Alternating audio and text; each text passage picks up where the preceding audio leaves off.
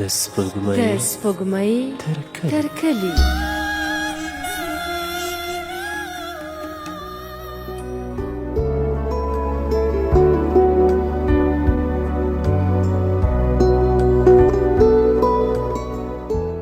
کوزي رادیو قدرمنو دوستانو او د سپوږمۍ تر کلي خپرونې درنو مینوالو سلامونه، وخت بخیر. بیا هم زه صدف پوپلزی یم. دا ځل د ناولونو د لړ څخه تاسو سره روانه اوښکه ناول شریکوم. هیله ده چې تر پایه مو ملتیا وکړئ.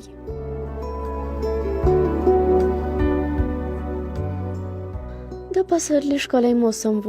نوي کال ته 4 ورځې پاته وې. کله چې له تورخم څخه دا پلو راتېر سوم، په موټر کې مو د کابل په لور حرکت وکړ. د تورخم له بازار څخه یو څه راتېر سوي وو. ټولې دښتې شنې او زرغونې سوې وې. د خاټول او ریدي په ښکلو او رنګه ګلونو ټولې دښتې سینګار وې. له ورایه داسې ښکارېده لکه د پښتني پیغلې د ژړو خالو سور سالو چې دې پرې خور کړی وي. کاڼي یې په منځ کې داسې یو انځور جوړ کړی و. ما سره داسې فکر پیدا سو چې کنې دا غاټول د ګلونو په اثر او نازکو شونډو به وراګان ناڅي. هغه شپه مې کابل ته راورسوله. سبا د غزني په لور خوځېدم. کله چې کور ته ورسېدم، د کور ټول ماشومان مخې ته راغلل. د خوښۍ زیري کول، نارې یې بهلې، ځکه زه له اوږدې مسافرۍ نه راستون سوی وم. په کور کې له 2 شپو تېرېدو وروسته مې تکل وکړ. سبا به خپل د خاپوړو کلي ته ځم، څو د شلګزي بابا غونډۍ مې له راڅخه تېره نسي او ټول کلیوال، دوستان، ملګري، یاران به هم له نږدې ووینم. مور او پلار مې ډېر ټینګار کوه چې کلي ته مه ځه. هلته اوس هېڅ هم نه دي پاته. ټول کلی موړنګ سوی دی. یوازې مرګونه دي. څوک د القاعده په نامه، څوک د انجینر، ډاکټر، محصل او جاسوس په نامه وژل کېږي. هلته توپونه، راکټونه او مرمۍ ورېږي. خدای مه کړه څه بد در پیښ نسي، بیا به مو څه مخت وروو. خو ماته د خپل پلرني کلي هغه کوڅې چې ټولې زما او همزولو له هیلو یادونو څخه ډکې وي. د څو کلونو مخکې ځوانان چې هر مازدیګر به د کوچني یا شیخو کاریز په غاړه سره را یو ځای کېدلو. د پسرلي په ښکلي موسم کې به یې کروندو ته وتللو. هلته به مو د شفتلو د پټیو تر خوا خپل څادرونه خواره کړل. تر ډېره ناوخته به مو بنډار کاوه. د خوښۍ شیوې به وي. ټوکې ټکالې به مو کولې. هغه تېر خواږه یادونه او خاطرې مې په ذهن کې یوه لویه نړۍ جوړه کړې وه. همداشان د شلګزي بابا یا شهید بابا غونډۍ چې د هر نوي کال په پیل کې به د ټولو کلي پیغلې را یو ځای کېدلې. هلته به د پسرلي په لومړۍ ورځ میله جوړوله. هرې پیغلې به له خپل کور څخه غوړي، اوړه او د اور لپاره د سون توکي راوړل. د شلګزي بابا په غونډۍ کې به غړي یا پراټې او ککوړي پخول. پیغلو به د قلفستنې د اوږدوالي په اندازه خام وړه په خپلو ګوتو کې داسې جوړ کړل چې قلفستنه به پکښې شپټېده، سنه به یې ښه پکښې پټه کړه. بیا به یې د اور په انګار کې د لږې شیبې لپاره ښخه کړه. د هغوی په وینا چې موږ فال پرې اچوو. دا فال د دې دپاره دی کومې مېرمنې چې امیندواره دي د هغو دپاره یې په نیک شګم نیسو. هغه اوړه به په اور کې یو څه پاخه سوي وو. له یوې خوا به یې اوړه لږ څه لرې کړل. د ستنې د تیرې څوکې په لیدو به یې پیغلې په نارو سر سوې. زوی دی، زوی دی.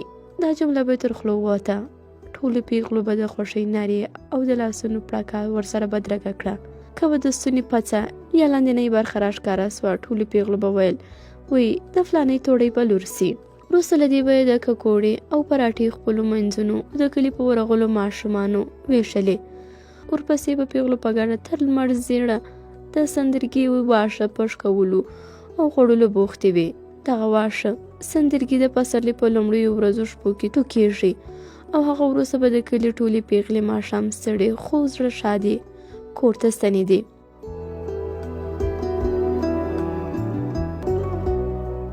سبا به بیا ټولې پیغلې سره یو ځای سوې. هرې پیغله به له کور څخه غنم، پیاز او یو څه غوړي راوړو او په یو کور کې به یې را یو ځای سوې.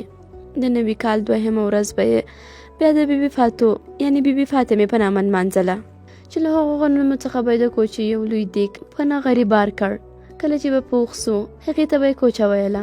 هغه به یې ټول کورونو ته وویشله. دا 2مه ورځ به یې د بیبي فاتو په نامه د خیرات کولو په نیت له خوښیو څخه ډکه تېروله. ما ته هغه وړکتوب خوږې شېبې تر سترګو کېدې. د کلي هغه مینه ناک، پاک او له خوښۍ څخه ډک ژوند ته مې دومره تلوسه وه چې هومره تلوسه مې د خپلې مور او پلار او کورنۍ د نورو غړو د لیدلو هم نه وه. د کلي پخوانیو یادونو دومره خپل ځان ته راکشولم چې د خپل پلار، مور هیڅ خبره مې هم نه اورېدله. په دې مې ټینګار کوه چې زه خامخا کلي ته ځم. له ډېرو خبرو وروسته مې پلار او مور د کور نورو غړو ته دا ډاډ ورکړ چې حالات دومره هم نه دی خراب چې ما دې څوک ونه پیژني. اخر هغه مې خپل کلی دی. یوه ورځ نه یوه ورځ به ورځو. سهار وختي له لمانځه وروسته مې له مور او پلار او د کور ټولو غړو سره مخه ښه وکړه. د کلي په لور روان سوم.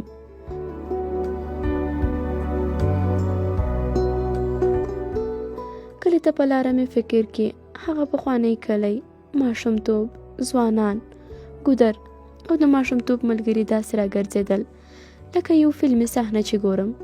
له 20 دقیقو مزل څخه وروسته کله چې د خپل پلرني کلي په سر پلی سوم، لومړی مې د خپل کلي په سوځېدلو او ړنګو کلاګانو نظر ولګېد. بیا مې ژر سترګې د شلګزي بابا د دښتې په لور واړولې. ما دا فکر کوه چې ګنې هلته به اوس هم د کلي د پیغلو د ککوړو او د سندرګیو په بوټو میله جوړوي. د کلي ماشومان به یې بدرګه وي، خو هلته هیڅ هم نه ښکارېدل، نه پیغلې وي، نه ماشومان او نه هم میله. یو څو د غاټولو سپېره ګلان مې تر سترګو سول چې په مړاو پاڼو یې د ناهیلۍ سپېرې خاورې پرتې وې. څو تورو کاڼو یې په منځ کې د کوچیانو دور یو او میږو په څیر شپول جوړ کړی و. مخکې کلونو کې به د پسرلي په همدې وخت کې د شلګزي بابا د غونډۍ دښته د کوچیانو تورو کېږدیو یو په سر اخیستې وه. میږو، وریو او وښانو به یې د غاټول د ګلونو په څیر ښکلا 2 برابره کړې وه. شپونکو به د درو او شپېلیو په ښکلو غږونو کې د مینې او خوښۍ ټپې زمزمه کولې. زه او زما ټول ملګري به کېږدیو ته تلو. هغوی به بیا له زویو څخه موږ ته مستې راویستلې. په 4 کاسو کې به یې راته کښېښودې. 2 دانې پتیرې به یې هم ورسره راکړې. د کېږدۍ په منځ کې به مو په ډېر خوند وخوړلې. ورځ به مو له کوچیانو سره تېره کړه. ماښام به خپلو کورونو ته ستانه سوو، خو اوس مې یو هم تر سترګو نه کېدل. نه د کوچیانو رمې وې، نه کېږدۍ. د شهید بابا په دښته کې د کوچیانو، پیغلو، ځوانانو، خوښیو او مینې فضای د درد او ناهیلۍ فضا خوره وه. یوازې مې مسافرو توتکیو د غچ غچ په غوږ سره هر کلی کوه. په همدې وخت کې مې ناببره یو داسې له درده او احساس څخه ډک غږ تر غوږ ورسېد چې 14 کاله د مخه مې د خپل کلي په بره خوا غونډیو کې اورېدلی و.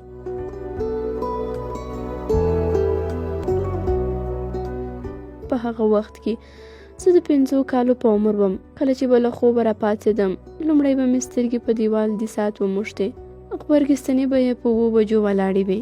مورجانې به مې په ډېره خوږه ژبه راته ویل: زوی جانه پاڅه، لاړ شه، اوبه مې درته ایښې دي، خپل غاښونه، لاس او مخ ووینځه، چای مې درته تیار کړی دی.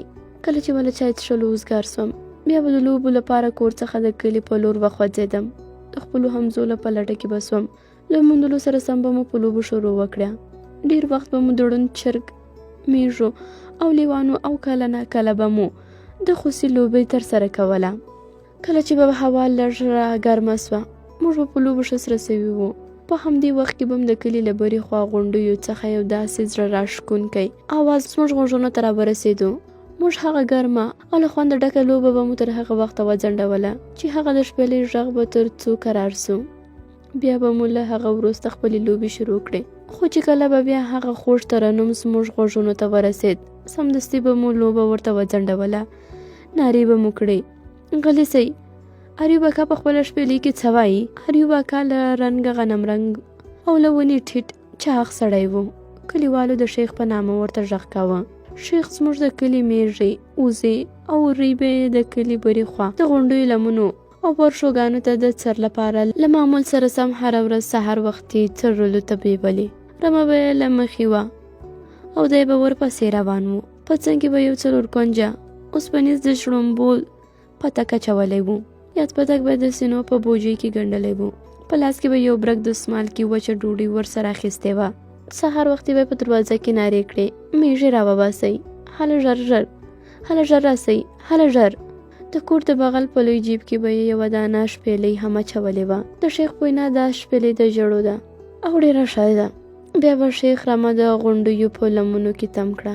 خپله به د یوې غونډۍ په لوړ سر ورته کښېناست. د شپېلۍ په ښکلي او زړه راښکونکي خواږه غږ سره به یې د ټولو کلیوالو پام ور واړوه. ښه مې یاد دي، ډېر وخت به یې دا سندره پکښې زمزمه کوله. بیا کډې بارېږي په ډېوه اچولو شانو کې، څه وکړمه خدایه، زړه مې بندي په کوچیانو کې، بیا کډې بارېږي. واقعا د شیخ جادوګري شپېلۍ په کلیوالو کوډې کړې وې. شیخ به په یوه خاص سوز شپېلۍ غږوله. هر مازدیګر مهال به د کلي ځوانان او ټول ماشومان د کلي سر ته راغونډ سول. کله چې به د لمر زیړې وړانګې د غرو شاته فنا سوې، موږ به له لوبو څخه هم پوره ستړي سوي وو. د شیخ د راتلو لار به مو څارله. د ماښام څرک به د اسمان په لمنو کې خپلې کرښې وځغلولې. د غونډیو له لوري به د میږو او وریو اوازونه اورېدل کېدل. د پښو ګرد او دوړو به په هوا کې یوه توره او خړه فضا جوړه کړې وه.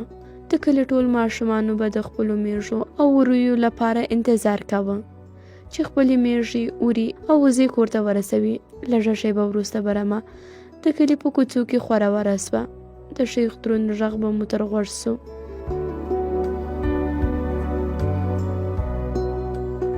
هلئ ژر سئ، خپلې میږې در جلا کړئ، پام مو وي چې پردي در سره ولاړې نه سي.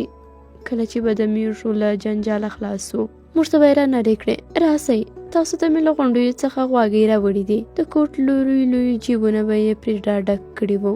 موږ هر یوه ته به یې یوه او دوه دانې غواګۍ راکړې. غواګۍ یو ډول بوټي دي، مرسل ګل ته ورته ډبلې، شخې او سپېرې شنې رنګه پاڼې لري. په خوند کې به تروې وې. خوله به یې ډېره ژړه کړله. دا یو دښتي واښه دی چې زموږ د کلیوالو له لوریو د غواګۍ نوم ورته ایښودل سوی دی.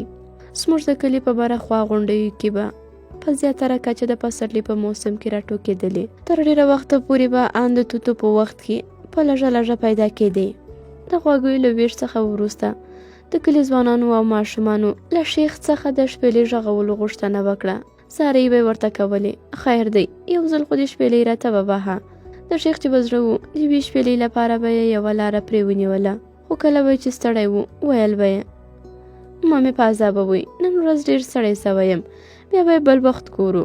خو کله چې به یې خوښه سوه، بیا به یې تر ډېره ناوخته دا سندره پکښې زمزمه کوله. په جګو غرو چې اوښتل مسافر، چېرته له کډو سره تلل مسافر. په همدې وخت کې مې چې له 14 کلونو وروسته مې یو ځل بیا داسې غږ غوږونو ته رارسېدلی و چې 14 کاله مخکې یې زموږ له کلي او غونډیو سره مخه ښه کړې وه. د یوه پلو د غاټول د ګلونو په سرو شونډو، د پسرلي د اوښکو څاڅکي چې د هر غاټول نرۍ سرې شونډې یې د ناهیلۍ او درد په مسکا سپړلې وې. له بلې خوا د مسافرو توتکیو او ډول مرغانو د ناهیلۍ سندرې زمزمه کولې. د توتکیو له همدې سندریزو نغمو سره مې د شپېلۍ یو داسې زمزمه هم تر غوږه راتله چې ماته د شیخ هغه د 14 کالو مخکې شپېلۍ ترنم یاد سو. زه په خیالونو کې ډوب سوی وم.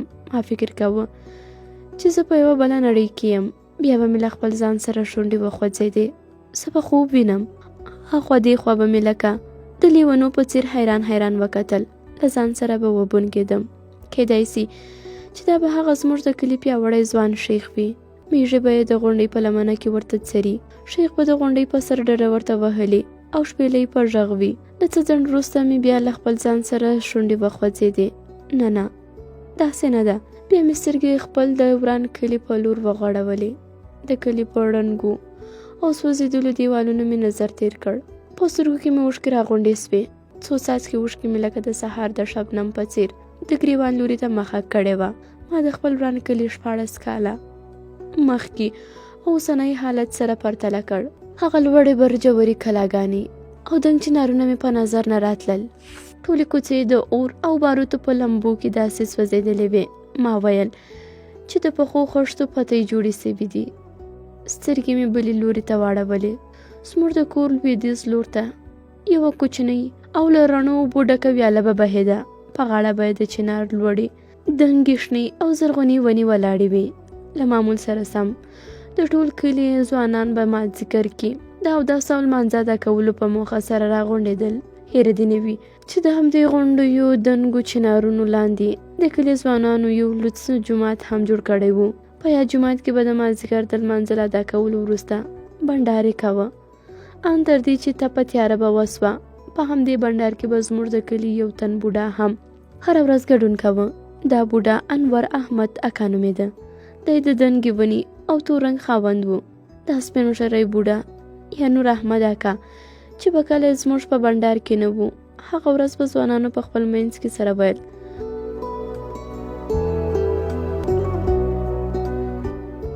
نن زموږ د بنډار مالګه نسته، زموږ بنډار نن ډېر سوړ او بې خوند دی.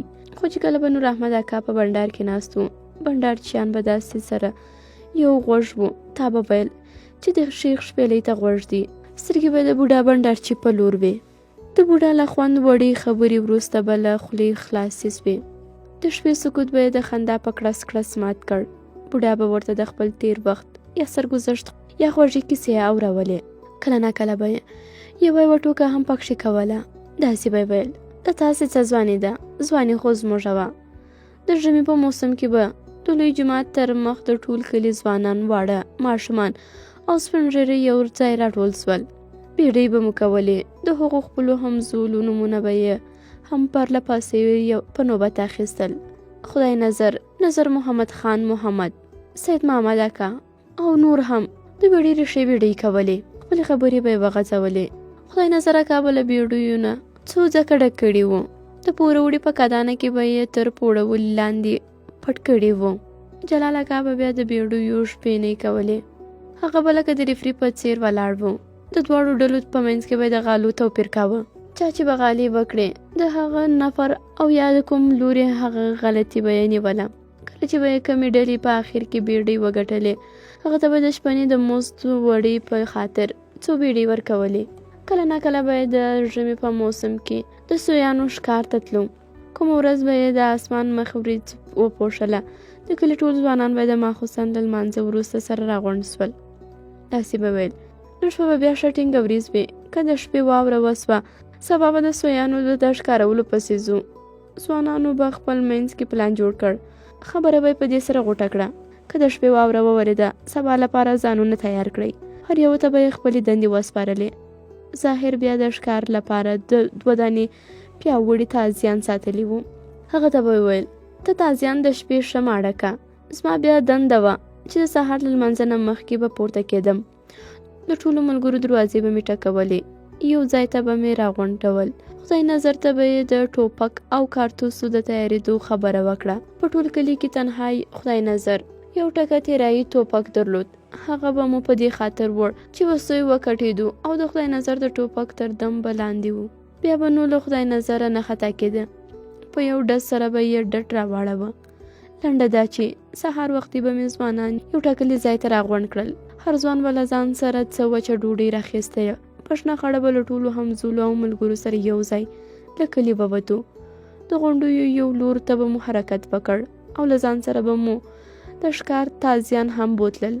کله چې به د غونډیو لمنو ته ورسېدو، خدای نظر په پل وهلو کې ډېر پیاوړی او ځیرک و. د سویانو پل به یې پیدا کړ او هغه به مو پسې واخیست. ناڅاپه به سوی د یو کمر او یا بوټي له بیخ سره وکټېده. که به لنډ و، خو له خدای نظره به یو قدم هم نه سوی تللی. که به لرې و، بیا به مو تازیان ورپسې خوسې کړل. نارې به سوې: هله مه یې پرېږدئ، وینیسه. زموږ نارو به سوی ورخطا کړ. له هغه سوی نه به ښي او چپ ورکه سوه. په ډېر لنډ واټن کې به ونیو. تر غرمې به مو له 5 نیولې. بیا تر 10 پورې سویان ښکار کړل. بیا به مو د غرمې ډوډۍ وخوړله او له ډوډۍ څخه وروسته به مو د ماپښین لمونځونه د یوې غونډۍ په څنډه کې ادا کړل. له هغې وروسته به بیا د سویانو په ښکار پسې روان سو. خو وروسته له غرمې به داسې خوند نه کاوه لکه څنګه چې به سهار وختي و. هغه ورځ به مو ټوله د سویانو په ښکار پسې په ډېرو خوښیو تېره کړه. کله به مو د سویانو ښکار وکړ، هر تن به پوره ستړی و. پښې به مو د واورې او له ډېره مزله تڼاکې وې. د نور احمد اکا په خبره چې هر وخت زموږ د شرح ملا وخت و، ستړیا او د پښو د په تڼاکو به خبر هم نه و. مازدیګر خواته به کلي ته راستانه سو. له هغه ښکار سویو سویانو به مو 2 سویان خدای نظر او ظاهر ته ورکړل. پاتې به مو ملګري ته ور وسپارل چې بېګا یې پاخه کړي. موږ به د مازدیګر او ماښام د لمانځه ادا کولو دپاره جومات ته لاړو. کله چې به مو د ماښام لمونځ ادا کړ، هغه د ښکار ملګري او څو نور د خپلې خوښې ځوانان به مو راسره راغونډ کړل. هغه کور ته به یو ځای ولاړو چې سویان مو ورته سپارلي وو. ډوډۍ به مو ډېره په خندا ټوکو ټکالو وخوړله. له ډوډۍ وروسته به مو د مسیو یو لوی چلم چې د کوټې په کونج کې به ایښی و را میدان ته کړ. سرخانه به مو د جلدک له تمباکو ورڅخه ډکه کړه. په هغه وخت کې د جلدک تمباکو په نام و. د سور سوي انګار یوه سره سکروټه به مو پرې کښېښودله. یو په بل پسې به مو په نوبت پوچه کړه. د چلم له میلې څخه وروسته به بیا بازارکه خپل چوډن نومې رباب په خپل غېږ کې راپورته کړ. په سور او تار به یې څه ګوتې وهلې. ښه به یې سور کړ. د بوډا په خبره د قطب الدین د الله شهادت قبول کړي. قطب الدین یو تکړه د ښو اخلاقو خاوند او پیاوړی ځوان و چې د سره پوځ یا روسانو په دوره کې روسانو په ډېرې بې رحمۍ د کاریز په سپرغو کې په شهادت رسولی و. قطب الدین به بیا منګی د بازار اکا رباب سره ملګری کړ. بازار اکا د سیمې په کچه یو پیاوړی ربابي و. داسې خوږې نغمې به یې پرې نیولې چې د هوا مرغان به هم هوا کې ورته غوږ او تم سو. بازار اکا به د دمې په وخت کې یوه ټوکه هم کوله. موږ ته به د ژمي هغه لویه سړه شپه یو ساعت په څیر سوه. هېڅ به پرې پوه نه سو چې څنګه تېره سوه. په همدې وخت کې د هغه بوډا خوږ بنډار چې ډېر په تسلۍ سره به خبرې کولې او موږ به ټول ورته یو غوږ وو. غبرګې سترګې به مو د بوډا خولې ته نیولې وې. اوس مې د ژوند هغه ټوله خواږه یادونه له لاسه ورکړي وو. لږه شېبه وروسته وخوځېدم. واړه واړه قدمونه مې یو بل پسې په نظره اخیستل. د کلي په لور روان سوم.